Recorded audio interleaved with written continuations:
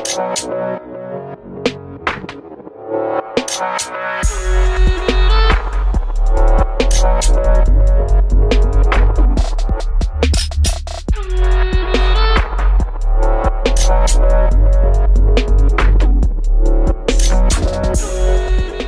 guys, this is Dekin from Team Crimson, bringing you my standard Claret Sword Shadow Paladin deck profile. Got the preferred gift marker here, and you guys will understand as I go through the video why Claret Sword prefers Force 2. So obviously the starter. Moving on to the grade 3s, only play 4 Claret Sword Dragons. Reason being is the deck absolutely has to get Claret Sword. If it does not get Claret Sword, then you kind of lose. Just plain and simple. But for those of you that don't know his skill, it is Auto Vanguard. When placed, look at 3 cards from the top of your deck, put any number of grade 1 cards from among them into your drop zone, and shuffle your deck. This unit gets 10k until end of turn for each card put into your drop zone.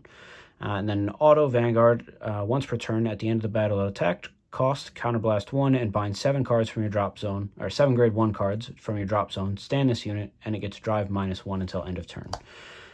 So essentially what he does is he rides, looks at top 3, put any grade 1s into your drop zone, as you will be doing with a number of cards in this deck, to hit the 7 so that you can go off and restand as quickly as possible, which is again why we play Force 2. That's Quick Shield. We play Force 2 so that you ride this, have him anywhere from 13 to 43, and then swing with double crit, restand, swing with double crit again. So that is that's good in and of itself. So he's good. He's not the greatest, but he is definitely a very strong card. I have beaten opponents first ride because I've gone off and they just can't do anything, especially when you mill 3 grade 1s. But moving on to grade 2s, we run the staple 4 of Morian Spear Dragon. Skill is Act, Vanguard, Rearguard once per turn. Cost Soul Blast 1 and discard a card from your hand to draw a card, and this unit gains 5k until end of turn. If you discard a grade 1, he gains 10k instead of 5. So he is the main ride target, seeing as you can Soul Blast the grade 1 that you just rode over, swing for 20k, and on top of that you draw and build up your grade 1s in drop zone by discarding said grade 1 and a Soul Blast of grade 1. And when he's on Rearguard, since it's an act, you can utilize the ability if your opponent does not snipe it. So he is a card that your opponents kind of want to target and get rid of, so you don't keep Soul Blasting and drawing cards. Moving on, I play 3 Dark Pride Dragon. Skill is Auto Vanguard Rearguard. When placed, this unit gains 5k until end of turn, and you may put 3 cards from the top of your deck into your drop zone. If a grade 1 was put, counterblast 1, draw a card. So he is an on-place 15k attacker. And then you have the possibility of milling to, again, possibly draw a card. So he is super good. I had him at 4 originally. I decided to drop one of him for my Dekin, just because it seemed that I was getting damage denied a lot. So my Dekin is Cursed Lancer, so I can call over a grade 1 that I have on board, Soul Blast. He gains 10k, and like I was saying, if I was damage denied, I countercharge. If I have none face up is when he countercharges, but he becomes a 20k, and that skill can be used even if I have counterblasts. So my main like for this card is to call Swordbreaker and then call over it after drawing a card to countercharge. But going on to grade 1s, which there's a whole butt ton of them because Claret requires so many in drop.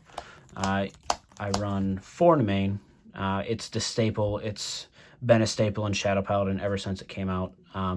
There for the resting to call out more 5k grade 1s to just retire or get rid of eventually, make my opponent retire them, just so that I can build up my grade 1s and drop. The next one is 4 Sword Breakers, because again, like I was saying, I play Cursed Lancer, so I can use the main, rest, call out a Sword Breaker, Counterblast, draw a card, call over, Soul Blast, gain to 10k, and then immediately countercharge. So that is why I play 4 of her, because I am not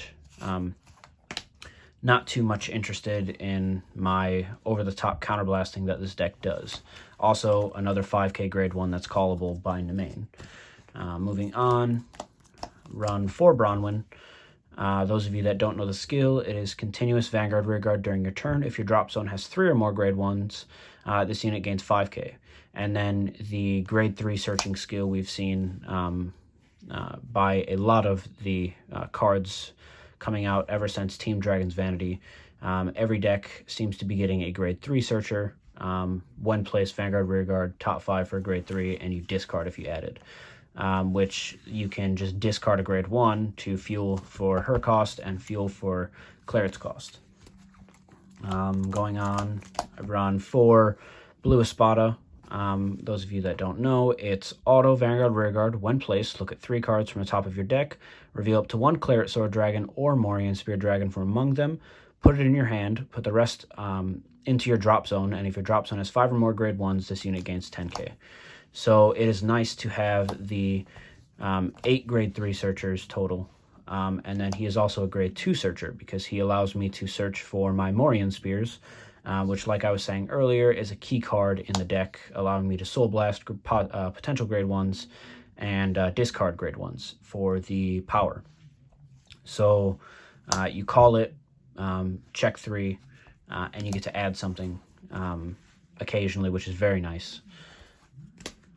Moving on, I run these last 5 cards for grade 1s are mainly techs, but I run 2 Ensnaring Mages for the, when I guard with it, I can Soul Blast, call a grade 1 or a 2, hell, even a trigger if I have one. I can call it to Guardian Circle, utilizing my board also for shield value. Then I play 2 of this guy for the skill of when it attacks to retire, when it attacks or boosts to retire a grade 1 in another column for a +5. So if I don't have the 7 and drop for Claret, I can swing with a rear guard, swing, boosted, retire. Now I have the 7. It just allows me to get to my 7 in drop on top of retiring grade 1s that are kind of useless or that I've already attacked and boosted with. And he becomes a 13k attacker / booster. So it's really nice. And then my last one is Fear Sword for the ability to call it out with Nemain again for the 5k. So you can call it out with Nemain and then proceed to retire it to also get towards your 7 and drop zone. So you have just another card that allows you to get there. As you guys have probably noticed, I don't have dead armors. Reason being is it's a $30 promo. And I'm not too keen on spending $30 for one card, unless if obviously it's a VR of the set that I need to play the deck. But I can play the deck without dead armor. It's saddening because it's just a lot easier to reach the 7 and drop, especially if I have them on board, so I'm not having to call over stuff. And again, it's callable out by Nemain, being as it's a 5k. But its skill, if I'm not mistaken, is Soul Blast when your unit attacks, retire this unit, and it gets guard restrict. So they have to 2-card guard, if I am not mistaken on the ability. So I would definitely play it, and I would definitely take out some of these for him. Most likely these for dead armors, maybe even a Fear Sword Dragon. I might even slim down some of my grade 1s that I am already playing, like take out Sword Breaker, because I really don't need the 4. It's just there for the possibility of me using it. But moving on to triggers, I run 8 crits. I was running 10, and I did try 12, but the 4 draw in my opinion, is the better way to run the deck, just for resource management purposes, so I can make sure I have my pieces. And the grade 1 PG took up a grade 1 slot that I could use for other cards, and then obviously the 4 heal triggers. But yeah, like I was saying, I chose to run this lineup because with Claret, it is all about your pieces. It's all about how you draw into them, and 9 out of 10 times I end up milling them, my draw triggers, with either Dark Pride, Blue Espada, or Claret. Anyways, so it does not necessarily matter that I'm running the 4. I could run less just for extra crit pressure, but I choose to run the 4 draws. Play it however you like. I think that's the better way to run it, because you do need your grade 1s. There's so many, and yes, you can mill them, and yes, you can guard with them, but it's a lot easier to draw into them so you can discard them for costs or call them to board to gain power. But no, that's really all for the deck. I should be bringing you guys another video, my Vanguard Zero video that I've been talking about. I should be bringing that to you guys fairly soon. I'll be talking about the recent nerfing of Wingull and the recent nerfing of Tejas, so that you guys can understand why that happened. But no, I should be bringing that to you shortly. But that is all for the Claret Sword Dragon deck. Just let me know your comments down below on your thoughts on how the deck is ran, what your list is, any tips you might have for me that you're running that work well. But yeah, that's all.